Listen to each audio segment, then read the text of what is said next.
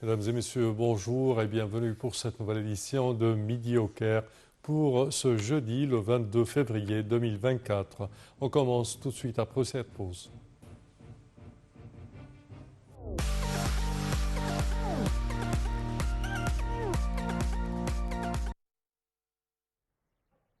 Et les audiences à la Cour internationale de justice, la CIJ, se sont poursuivies hier et aujourd'hui. Plusieurs pays se sont exprimés sur les conséquences juridiques de l'occupation par Israël des territoires palestiniens. Les États-Unis se sont retrouvés isolés avec leur soutien indéfectible à Israël. Selon la représentante de l'Égypte, l'agression israélienne dans la bande de Gaza n'est pas une légitime défense, mais une guerre brutale. Pour plus de détails, voici un commentaire. La Cour internationale de justice, l'Égypte a critiqué l'action israélienne à Gaza, la qualifiant de guerre brutale, entravant l'aide humanitaire et imposant un siège à la population. Yasmine Moussa, la conseillère juridique du ministère égyptien des Affaires étrangères, a pris la parole hier devant la Cour internationale de justice pour dénoncer fermement l'agression israélienne sur la bande de Gaza. Cette action ne relève pas de la légitime défense, mais constitue une guerre brutale, affirme-t-elle, ajoutant que les Palestiniens subissent une punition collective depuis 75 ans. Elle a souligné qu'Israël bloque systématiquement l'arrivée de l'aide humanitaire à Gaza et soumet délibérément ses habitants à des conditions de vie inhumaines exacerbées par un siège et une politique de famine. Aucune perspective politique pour résoudre la question palestinienne n'est à portée de main, a regretté la représentante de l'Égypte devant la CIJ, ajoutant que la paix et la stabilité au Moyen-Orient ne pourront être atteintes que par la reconnaissance d'un État palestinien souverain établi dans les frontières de 1967. Elle a déclaré que des preuves attestent qu'Israël a intentionnellement induit des changements démographiques dans les territoires palestiniens et a souligné que le pays doit s'abstenir d'étendre ses opérations de colonisation et mettre fin à son occupation des territoires palestiniens conformément aux résolutions de l'ONU et au droit international. L'Égypte a fait partie des participants aux délibérations de la Cour internationale de justice entamées lundi dernier concernant les implications illégales de l'occupation israélienne des territoires palestiniens depuis 1967, événement marqué par la présence remarquable de 52 pays appelés à témoigner. Le 31 décembre 2022, l'Assemblée générale de l'ONU avait voté une résolution demandant à la CIJ de fournir un avis consultatif non obligatoire sur la répercussion légale des actions et politique d'Israël dans le territoire palestinien occupé, incluant Jérusalem-Est. L'Égypte considère qu'Israël néglige le droit à l'autodétermination du peuple palestinien et doit arrêter son occupation illégale des territoires palestiniens conformément aux résolutions de l'ONU et au droit international, a précisé Yasmine Moussa. Et le Premier ministre, Dr Moustapha Madbouli, a souligné l'importance du projet de développement et d'élargissement de la Corniche d'Alexandrie qui figure parmi les plans du développement de la ville, vu qu'Alexandrie jouit d'une valeur économique et touristique étant une destination importante en bordure de la Méditerranée. Le chef du gouvernement a tenu ses propos lors d'une réunion pour poursuivre le taux d'exécution du projet en présence de plusieurs ministres et de responsables concernés. La réunion a passé en revue l'état d'exécution du projet qui s'étend sur la corniche d'Alexandrie sur une longueur de près de 4,4 km. Le projet comprend deux phases. La première doit se terminer fin mai fin mai prochain, alors que la deuxième phase doit commencer au mois d'octobre prochain et s'achever comme prévu le 31 mai 2025.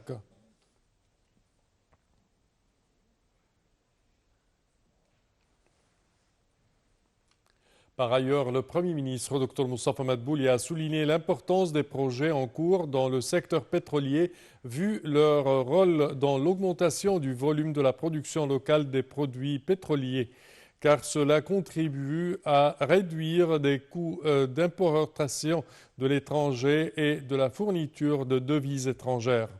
Déclaration faite par le Premier ministre Dr Moustapha Madbouli dans une réunion où il a fait le suivi du projet d'élargissement et d'agrandissement de la raffinerie Midor à Alexandrie, tout en examinant les efforts visant à fournir divers produits pétroliers.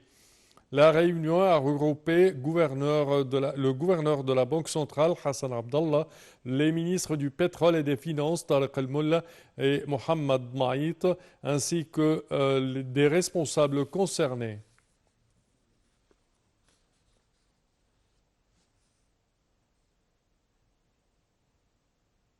Et les pays africains sont confrontés à des défis majeurs pour obtenir de l'énergie, c'est ce qu'a déclaré le ministre du pétrole et des ressources minérales, Tariq El-Molla, notant que ces pays ont besoin de passer à l'énergie propre et du financement vert. Passer à l'énergie propre nécessite d'énormes investissements, ce qui pourrait être difficile pour certains pays de réaliser. C'est ce qu'a signalé M. El-Molla lors de la conférence égyptienne internationale sur l'énergie. Il a appelé les pays riches à aider les pays en développement pour atteindre les objectifs de la transition énergétique en réalisant le développement durable global. Et dans son discours au forum intitulé Finances publiques qui s'est tenu à Dubaï, le ministre des Finances, Mohamed Maït, a indiqué que le programme de vente des entreprises publiques contribue à accroître le rôle du secteur privé dans l'amélioration de l'économie égyptienne. Selon le ministre, le gouvernement égyptien affronte les crises économiques mondiales avec des politiques plus équilibrées et plus prudentes, malgré leurs répercussions qui sont devenues de plus en plus complexes avec les tensions géopolitiques. Il a souligné que le gouvernement avait créé des moyens de financement durable pour étendre la protection sociale aux plus pauvres et à augmenter des opportunités d'investissement pour le secteur privé pour garantir l'exploitation des ressources de l'État.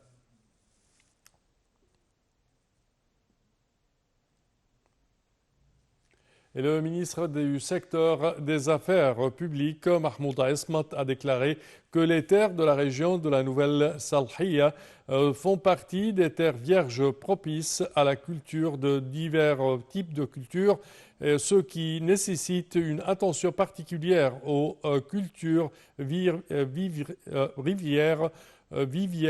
à rendement économique élevé.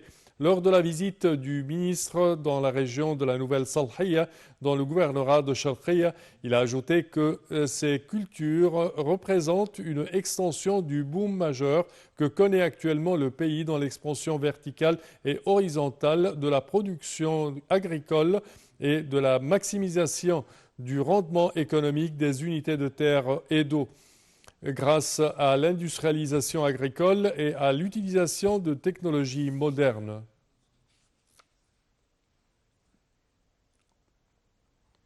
Et la ministre de l'Environnement, Yasmine Fouad, a rencontré le directeur général du Comité des impôts et des douanes de la Commission européenne et la délégation qui l'accompagne. Ils ont discuté des possibilités de coopération conjointe dans la mise en œuvre du mécanisme d'ajustement des frontières en matière de carbone. Yasmine Fouad a mis l'accent sur la volonté du gouvernement égyptien de renforcer la coopération pour une compréhension plus approfondie du mécanisme d'ajustement des limites de carbone afin d'améliorer le chemin de l'Égypte vers le vert. La ministre de l'Environnement, Yasmine Fouad, a en outre souligné le grand engagement de l'Égypte dans les efforts et les mesures visant à lutter contre les effets du changement climatique.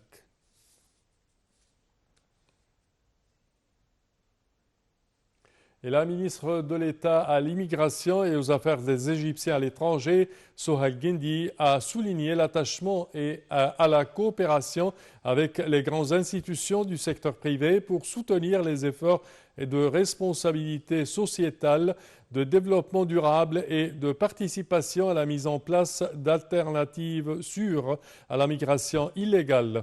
Elle a tenu ses propos en recevant la directrice des programmes de responsabilité sociétale et de l'entreprise internationale Total en Égypte pour examiner les moyens de coopération conjointe en matière de formation pour l'emploi à la lumière du succès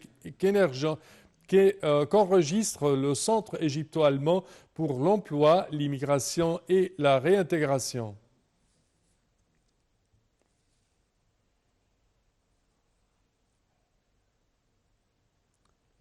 Et le secrétaire général de la Ligue arabe, Ahmed Aboulghait, a honoré la ministre de la Solidarité sociale, Nevin El-Kabbaj, en marge des activités de la journée arabe de la durabilité qui ont démarré au siège de la Ligue arabe sous le thème Avenir durable pour la région arabe.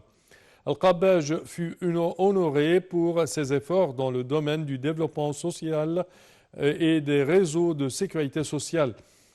Des personnalités arabes et des organismes internationaux actifs dans les domaines du développement durable ont honoré lors de la journée qui a connu également la signature d'un mémorandum d'entente entre le secrétariat général de la Ligue et l'Union volontaire arabe.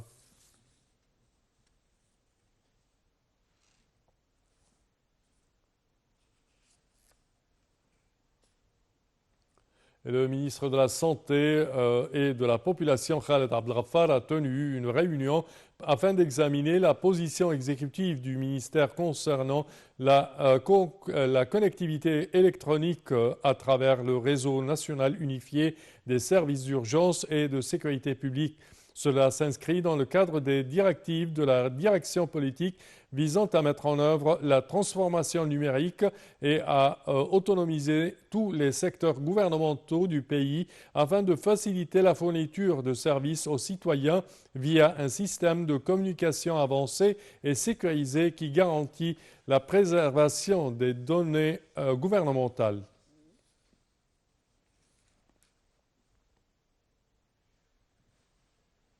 Et une centaine de foires intitulées Ahlan Ramadan ou Bienvenue Ramadan ont été inaugurées dans tous les gouvernorats égyptiens pour fournir des denrées alimentaires à prix bas selon le ministère de l'Approvisionnement et du Commerce intérieur. Environ 300 foires et points de vente intitulés Ahlan Ramadan sont aménagés pour la durée d'un mois dans tous les gouvernorats égyptiens. Selon le ministère de l'Approvisionnement et du Commerce intérieur, le ministre de l'Approvisionnement et du Commerce intérieur, Ali Al-Masalhi, 30 entreprises affiliées à la société holding des industries alimentaires y participent.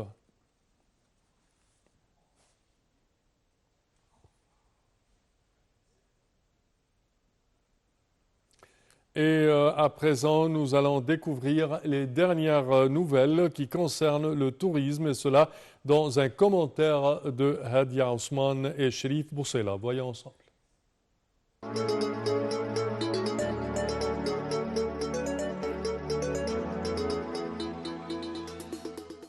Le secrétaire général du Conseil suprême des Antiquités, Dr Mostafa Ouaziri, a inauguré la tombe de Neferhotep